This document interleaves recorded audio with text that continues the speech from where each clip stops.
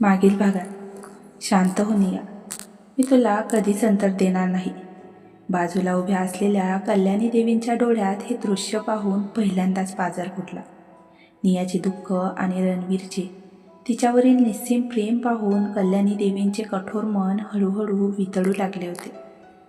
पण तनिषाचे डोळे मात्र क्रोधाने आणि मत्सराने जळत होते. नियाला नष्ट करूनच राहीन, तिने मनात नवीन कट रचायला सुरुवात केली होती. आता पुढे मेन्शनच्या बागेतील ती शांतता आणि हवेत पसरलेला ओलावा आता नियाच्या मनावरचे वजन हलके करत होता. विक्रमचे सत्य उघडकीस आल्यानंतर तिच्या डोक्यावरील संशयाचे काळे ढग पूर्णपणे वितळून गेले होते. ज्या माणसाला ती कठोर, गर्विष्ठ आणि माजोरडा समजत होती, तोच रणवीर वर्मा तिच्या पाठीशी खंबीर ढाल बनवून उभा राहिला होता. तिचे औक्षण करणाऱ्या सासरच्या लोकांचे कारस्थान उघडे पाडून तिची आणि तिच्या बाळाची अब्रू जपण्याचे काम रणवीरने केले होते. रात्रीची वेळ झाली होती. वर्मा मॅन्शनमध्ये एका वेगळ्या शांततेचे राज्य होते. रणवीरच्या विशाल बेडरूममध्ये डिम लाईटचा मंद प्रकाश पसरला होता. खिडकीतून येणारी थंड वाऱ्याची झुळूक पडद्यांना हळूच हलवत होती.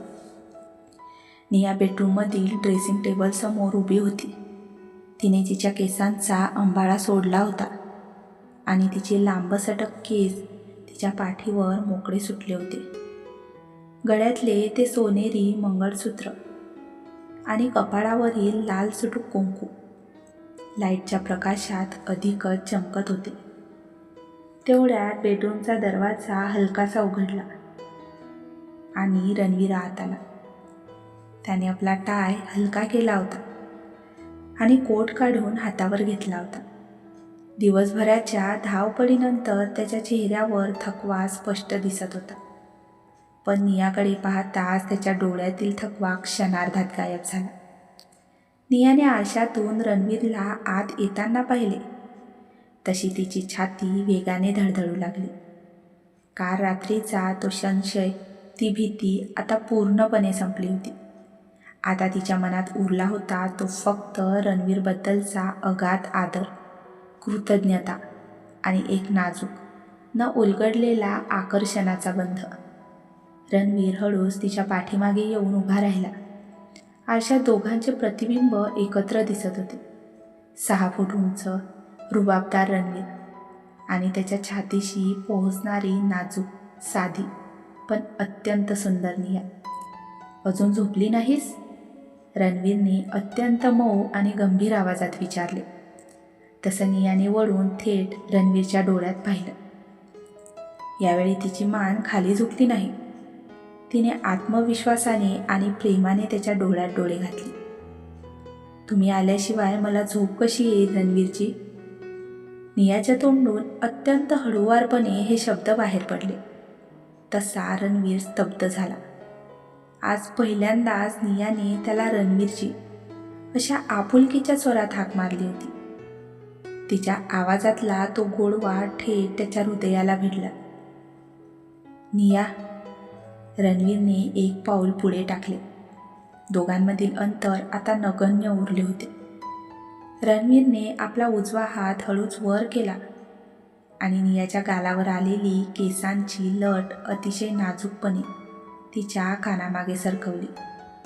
त्याच्या बोटांचा कोरा स्पर्श तिच्या तप्त गालांना झाला आणि तिच्या अंगावर शॉक बसल्यासारखा शहारा आला.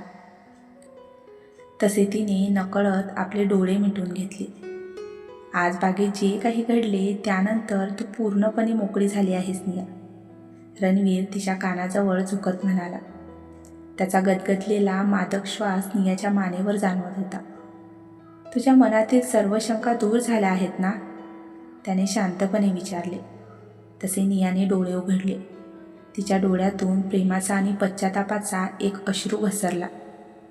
माफ करा मला, मी एका क्षणासाठी तुमच्यावर संशय घेतला, पण तुम्ही माझ्यासाठी जे काही केले आहे ते या जगात कोणीही करू शकत नाही. शहाणी मुलगी. रणवीरने स्वतःच्या हाताच्या अंगठ्याने तिचा तो अश्रू पुसला. मी तुला आधीच सांगितले होते, तुझा हा रडू मला अजिबात आवडत नाही. मला फक्त या चेहऱ्यावर हसू हवे आहे.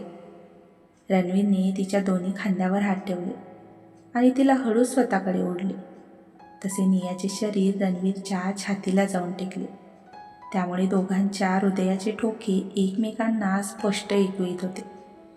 नियाने आपले दोन्ही हात रणवीरच्या मजबूत छातीवर ठेवले आणि तिने वर पाहिले.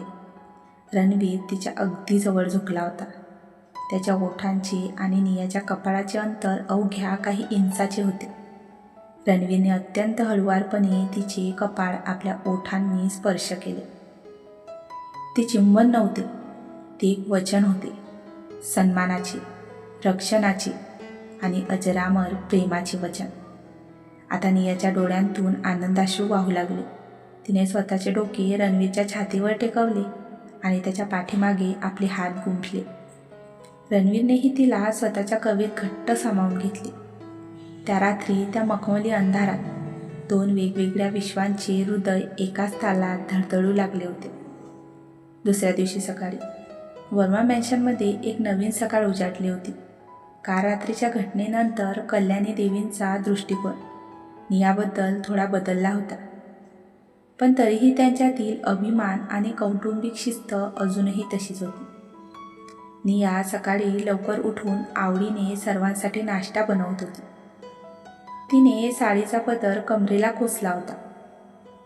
आज तिच्या चेहऱ्यावर एक वेगळेच तेज होते, एका तृप्त आणि सुरक्षित स्त्रीचे तेज.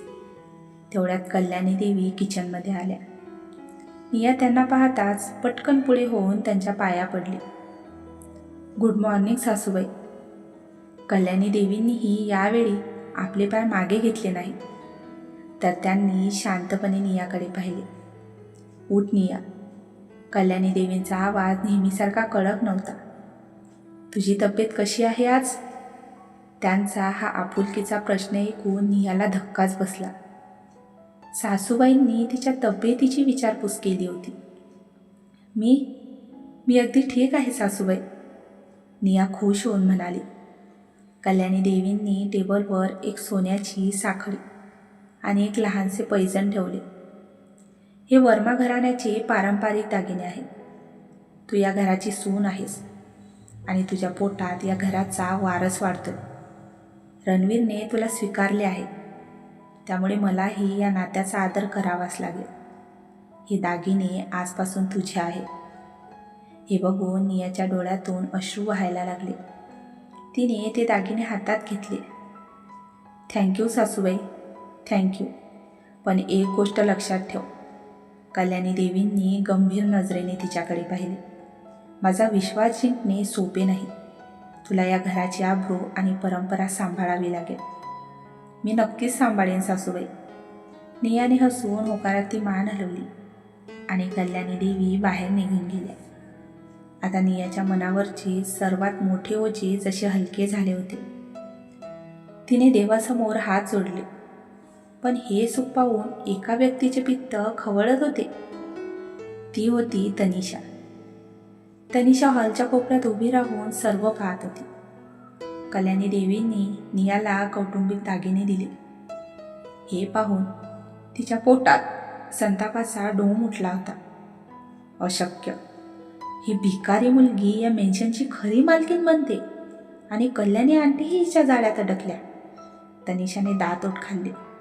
मी रणवीरला माझ्या हातातून जाऊ देणार नाही. जर ही मुलगी या घरातून गेली नाही तर मला काहीतरी भयंकर करावे लागेल. तनिषाच्या डोक्यात एक क्रूर कट शिजत होता. तिने मोबाईल काढला आणि शहरातील एका बदनाम लेडी डॉक्टरला कॉल लावला. हॅलो डॉक्टर, मला एका प्रेग्नेंट स्त्रीचा फेक रिपोर्ट बनवायचा आहे. असा रिपोर्ट ज्यामुळे तिचे चारित्र्य आणि तिच्या बाळाचे अस्तित्व संशयाच्या भोवऱ्यात सापडेल. मी तुम्हाला त्या बदल्यात 5 लाख रुपये देईन. तनिषाच्या चेहऱ्यावर बोलताना एक कुटील आणि राक्षसी हास्य उमटले. दुपारी वर्मा कॉर्पोरेशनच्या ऑफिसमध्ये रणवीर आज अत्यंत खुश होता. त्याने ऑफिसमधील सर्व कर्मचाऱ्यांना सरप्राईज बोनस जाहीर केला होता. त्याचा मित्र अमन त्याच्या कॅबिनमध्ये बसून चहा पित होता. काय रे रणवीर, आज इतका खुश? चेहरे पर नूर आ गया है, अमनने चिडवले. रणवीर हसला आणि खुर्चीत मागे टेकून बसला. अमन, आयुष्यात पहिल्यांदाच मला शांतता आणि आनंद जाणवतो. निया माझ्या आयुष्यात आल्यापासून सर्व काही बदलले आहे. म्हणजे साहेब प्रेमात पूर्णपणे बुडाले आहेत तर, अमन हसून म्हणाला. पण रणवीर, तू तिला तुझ्या मनातील भावना कधी सांगणार आहेस? आय लव्ह यू कधी म्हणणार आहेस? त्याने भुवया उंचावून विचारले. त्याचा प्रश्न ऐकून रणवीर थोडा संकोचला. मला वाटतं अजून थोडा वेळ दिला पाहिजे. ती या सर्व धक्क्यांमधून बाहेर येते. जेव्हा योग्य वेळ येईल तेव्हा मी तिला सांगेन की ती माझ्यासाठी काय आहे. तेवढ्यात रणवीरच्या फोनवर तनिषाचा कॉल आला. रणवीरने फोन उचलला. बोल तनिषा, काय काम आहे? पलीकडून तनिषाचा रडण्याचा आणि घाबरलेला आवाज आला. रणवीर, प्लीज लवकर वर्मा मेन्शनमध्ये ये. खूप मोठी गडबड झाली आहे. काय झाले तनिषा? निया ठीक आहे ना? रणवीर दचकून उठला आणि त्याने घाबरून विचारले. नाही रणवीर, नियाच्या आधीच्या डॉक्टरांचा रिपोर्ट आला आहे आणि त्या रिपोर्टनुसार नियाच्या पोटातील बाळ आदित्यचे नाहीच आहे. ती तुझ्याशी आणि सर्वांशी खोटे बोलत आहे. कल्याणी आंटी खूप संतापल्या आहेत. प्लीज लवकर ये. आणि एवढं बोलून फोन कट झाला. तसे इथे रणवीरचे डोके सुन्न झाले. व्हॉट द हेल, अमनने विचारले. काय झाले रणवीर? मला आत्ताच्या आत्ता घरी पोहोचले पाहिजे. रणवीर आपली गाडीची चावी घेऊन वेगाने कॅबिन बाहेर पडला. इकडे वर्मा मॅन्शनच्या मुख्य हॉलमध्ये वातावरण अत्यंत तापले होते. हॉलच्या मध्यभागी निया उभी होती. तिच्या डोळ्यातून अश्रूंच्या धारा वाहत होत्या. तिच्यासमोर कल्याणी देवी हातात एक मेडिकल रिपोर्ट घेऊन उभ्या होत्या. त्यांच्या चेहऱ्यावर प्रचंड राग आणि अविश्वास होता. बाजूला तनिषा आणि ती लाच दिलेली लेडी डॉक्टर उभी होती. हे खोटे आहे सासूबाई, हा रिपोर्ट फेक आहे, निया रडत ओरडत होती. हे बाळ आदित्यचेच आहे. मी कधीच कोणाची प्रतारणा केली नाही. गप्प बस निया. कल्याणी देवींचा आवाज संपूर्ण मेन्शनमध्ये घुमला. हा शहरातल्या नामांकित लॅबचा रिपोर्ट आहे. यात स्पष्ट लिहिले आहे की तुझ्या गरोदरपणाचा कालावधी आणि तुझ्या नवऱ्याच्या मृत्यूची तारीख जुळत नाही. जर हे बाळ तुझ्या नवऱ्याचे नाही तर मग कोणाचे आहे? सासूबाई, देवाच्या साक्ष सांगते, मी निष्पाप आहे. निया कल्याणी देवींच्या पाया पडण्याचा प्रयत्न करत होती. तनिषा पुढे आली. कल्याणी आंटी, मी तुम्हाला आधीच सांगितले होते ना, ही मुलगी अत्यंत चालाक आहे. हिने रणवीरला जाळ्यात ओढण्यासाठी आणि वर्मा घराण्याची संपत्ती हडपण्यासाठी हे नाटक रचले आहे. त्याचवेळी मेन्शनचा मुख्य दरवाजा जोरात उघडला गेला आणि रणवीर त्यातून अतिशय वेगाने आत आला. त्याने हॉलमधील ते भयानक दृश्य पाहिले. निया जमिनीवर रडत पडली होती आणि कल्याणी देवी तिच्यावर ओरडत होत्या. काय चालले आहे इथे?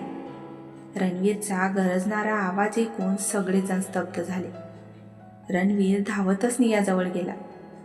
त्याने तिला जमिनीवरून उठवले आणि स्वतःच्या छातीशी धरले. तशी निया रणवीरच्या सुटाची गच्च पकड घेऊन ढसाढसा रडू लागली. रणवीरजी, मी खोटे नाही बोलत. प्लीज माझ्यावर विश्वास ठेवा. शांत हो निया, मी आहे ना इथे. रणवीरने तिच्या डोक्यावरून हात फिरवला. त्याने रागाने कल्याणी देवींकडे पाहिले. आई, हे काय नाटक मांडले आहेस तू पुन्हा? कल्याणी देवींनी तो मेडिकल रिपोर्ट रणवीरच्या तोंडावर फेकला.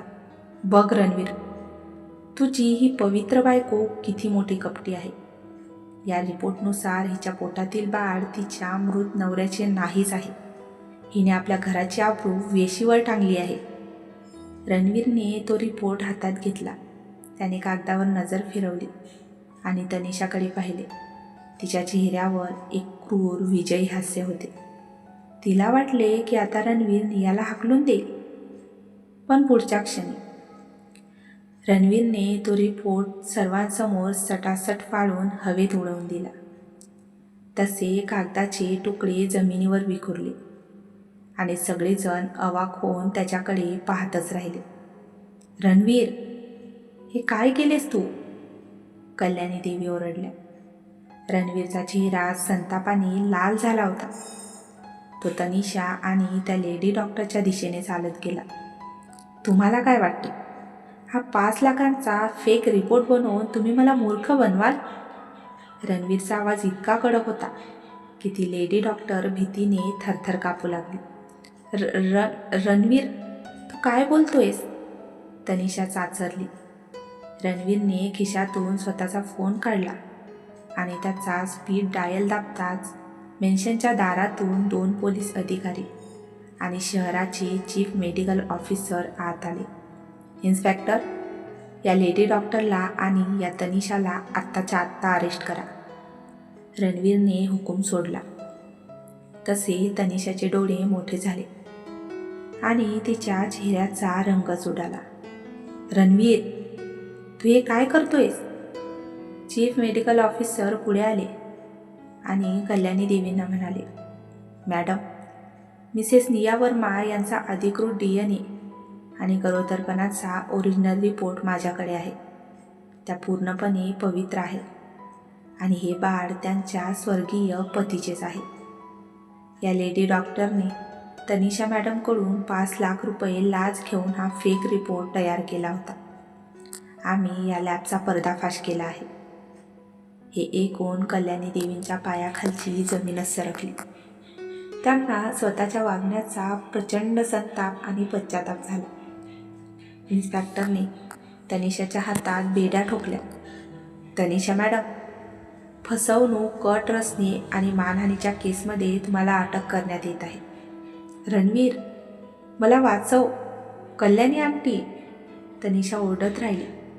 पण रणवीरने तिच्याकडे पाहायलाही नकार दिला. पोलीस तनिषाला आणि त्या डॉक्टरला ओढत घेऊन गेले आणि आता हॉलमध्ये भयंकर शांतता पसरली. कल्याणी देवी हळूच नियाजवळ आल्या. त्यांच्या डोळ्यांतून घडाघडा अश्रू वाहत होते. त्यांनी नियाची दोन्ही हात हातात घेतले. निया, मला माफ कर ग बाळा. कल्याणी देवी ढसाढसा रडू लागल्या. मी पुन्हा एकदा एका परक्या स्त्रीच्या सांगण्यावरून तुझ्यावर संशय घेतला. तू या घराची खरी लक्ष्मी आहेस. मला माफ कर. नियाने पुढे होऊन कल्याणी देवींना घट्ट मिठी मारली. नाही सासूबाई, तुम्ही माझी आई आहात. आईवर कधी कोणी रागवतं का? कल्याणी देवींनी नियाच्या कपाळावर ओठ टेकवले. वर्मा कुटुंबातील संशयाची भीती आज कायमची उद्ध्वस्त झाली होती. रात्रीची वेळ. वर्मा मेन्शनचे टेरेस फुलांनी आणि दिव्यांच्या मंद प्रकाशाने सजले होते. हलकासा पाऊस पडून गेला होता. त्यामुळे हवेत मातीचा सुंदर सुगंध दरवळत होता. रणवीरने नियाला डोळ्यांवर पट्टी बांधून टेरेसवर आणले होते. रणवीरजी, कुठे घेऊन चाललात मला? निया हसत विचारत होती. 2 मिनिटे शांत राहा मिसेस वर्मा, रणवीरने तिच्या कानात हळूच म्हटले. रणवीरने तिच्या डोळ्यांवरची पट्टी सोडली. तसे नियाने डोळे उघडले आणि ती थक्क झाली. संपूर्ण टेरेसवर गुलाबाच्या पाकळ्यांचा सडा पसरला होता. मध्यभागी एका टेबलवर सुंदर कॅन्डल लाईट डिनर सजवले होते आणि समोर लाल अक्षरांत लिहिले होते, वेलकम होम माय लव्ह. ते सर्व बघून नियाच्या तोंडून शब्दच बाहेर पडत नव्हते. तिने वळून रणवीरकडे पाहिले. रणवीर गुडघ्यावर खाली बसला. त्याने खिशातून एक अतिशय महागडी हिऱ्याची अंगठी काढली. निया, त्याने तिचे हात हातात घेतले. त्याचे डोळे प्रेमाने भरून आले होते. जेव्हा तू माझ्या आयुष्यात आलीस तेव्हा खूप दुःखी होतीस. मी तुला आधार द्यायला गेलो, पण मला हे माहीत नव्हते की तूच माझ्या आयुष्याचा आधार बनशील. मला तुझ्या भूतकाळाशी काहीही घेणे देणे नाही. मला फक्त तुझा वर्तमान आणि तुझा भविष्य काढवायचे आहे. तुझ्या पोटातील या चिमुकल्या जीवाला मी जगातील सर्वात उत्तम बाबा बनवून दाखवेल आणि तुला जगातील सर्वात खुश पत्नी बनवेल. निया, आय लव्ह यू. तू आयुष्यभरासाठी माझी बनशील का? त्याचं ते प्रेमळ बोलणं ऐकून नियाचे अश्रू आता थांबतच नव्हते. पण हे अश्रू आनंदाचे होते. एका अनाथाला, एका दुःखी स्त्रीला देवाने जगातील सर्वात सुंदर आणि प्रेमळ नवरा दिला होता. निया भावुक होऊन गुडघ्यावर खाली बसली आणि तिने रणवीरला घट्ट मिठी मारली. I love you to रणवीरजी. ती त्याच्या छातीवर डोके ठेवून ओरडली. मी आयुष्यभर फक्त तुमचीच राहील. रणवीरने तिचा हसरा चेहरा हातात घेतला आणि तिच्या ओठांवर अतिशय हळूवार प्रेमळ किस केली. पाऊस पुन्हा हलकासा पडू लागला होता आणि त्या पावसाच्या सरींमध्ये दोन आत्म्यांची मिलन होत होते.